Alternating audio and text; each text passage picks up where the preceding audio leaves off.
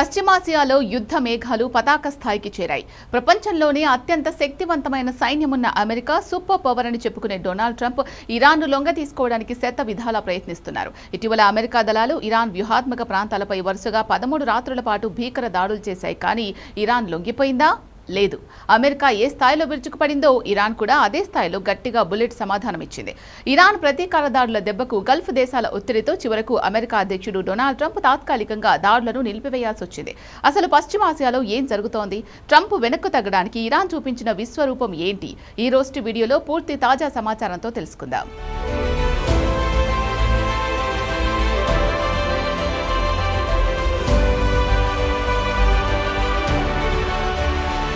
America అధ్యక్షుడిగా Donald Trump బాధ్యతలు చేపట్టినప్పటి నుంచి ఇరాన్పై తీవ్రమైన ఆంక్షలు, సైనిక ఒత్తిడి పెంచుతూనే ఉన్నారు.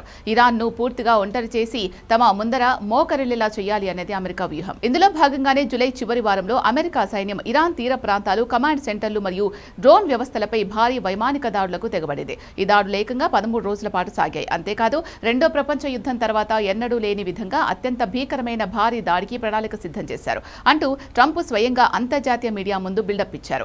ఇరాన్ భయపడి లొంగిపోతుందని ట్రంప్ ఆశించారు. కానీ ఇరాన్ లొంగే దేశం కాదు. తమ సార్వభౌమత్వాన్ని కాపాడుకోవడానికి ఇరాన్ ఆర్మీ మరియు ఇస్లామిక్ రెవల్యూషనరీ గార్డ్ కార్ప్స్ ప్రతీకార దాడులు షురూ చేశాయి. అమెరికా స్థావరాలే లక్ష్యంగా డ్రోన్లు, క్షిపణులతో ఇరాన్ గట్టిగా బదిలిచ్చింది. ఇరాన్ బలమేంటో ప్రపంచానికి చూపించడానికి ఉన్న అతిపెద్ద ఆయుధం స్ట్రెయిట్ ఆఫ్ హార్ముజ్. ప్రపంచ దేశాలకు సరఫరా అయ్యే ముడి చమురులో దాదాపు 5వ వంతు ఈ సముద్ర మార్గం గుండానే వెళ్లాలి.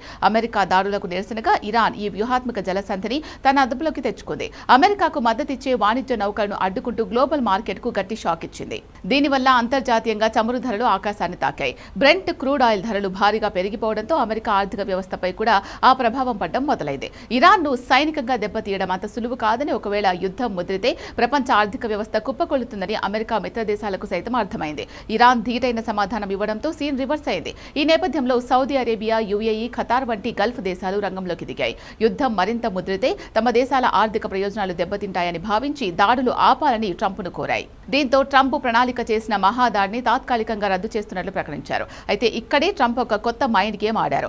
ఇరానే మమ్మల్ని బ్రతిమిలాడింది, దౌత్య చర్చలకు అవకాశం ఇవ్వమని కోరింది అని ట్రంప్ ప్రచారం చేశారు. కానీ ఇరాన్ విదేశాంగ శాఖ ఈ వ్యాఖ్యలను తీవ్రంగా ఖండించింది. మేము అమెరికాతో ఎలాంటి డైరెక్ట్ చర్చలు జరపడం లేదు. మేము కేవలం ఒమన్ దేశంతో మాత్రమే హార్ముజ్ జలసంధి భద్రతపై మాట్లాడుతున్నాం. అమెరికా బెదిరింపులకు భయపడే ప్రసక్తే లేదు అని ఇరాన్ స్పష్టం చేసింది. దీనిపై ట్రంప్ కోపంతో ఊగిపోతూ ఇరాన్ పక్కా మోసపూరిత దేశమని ట్వీట్లు పెడుతున్నారు. కానీ వాస్తవం ఏంటంటే ఇరాన్ ప్రతీకార శక్తికి భయపడే అమెరికా ప్రస్తుతానికి దాడులు ఆపింది. డొనాల్డ్ ట్రంప్ ఇరాన్ కు ఇది చివరి అవకాశం అంటూ డీల్ కుదుర్చుకోవాలి లేదా లొంగిపోవాలి అని హెచ్చరిస్తున్నారు. కానీ దశాబ్దాలుగా అమెరికా ఆంక్షలను తట్టుకొని నిలబడిన ఇరాన్ ఇప్పుడు కూడా లొంగిపోయేలా కనిపించలేదు. అమెరికా లాంటి అగ్రరాజ్యాన్ని గల్ఫ్ ప్రాంతంలో ముచ్చమటలు పట్టిస్తూ తన ఆత్మగౌరవాన్ని కాపాడుకుంటోంది. అమెరికా భీకర దాడులు చేసిన అంతే స్థాయిలో బదులిచ్చి తానేంటో నిరూపించుకుంది. మరి ట్రంప్ హెచ్చరికల ముందు ఇరాన్ లొంగుతుందా లేక అమెరికానే వెనక్కు తగ్గుతుందా అనేది చూడాలి.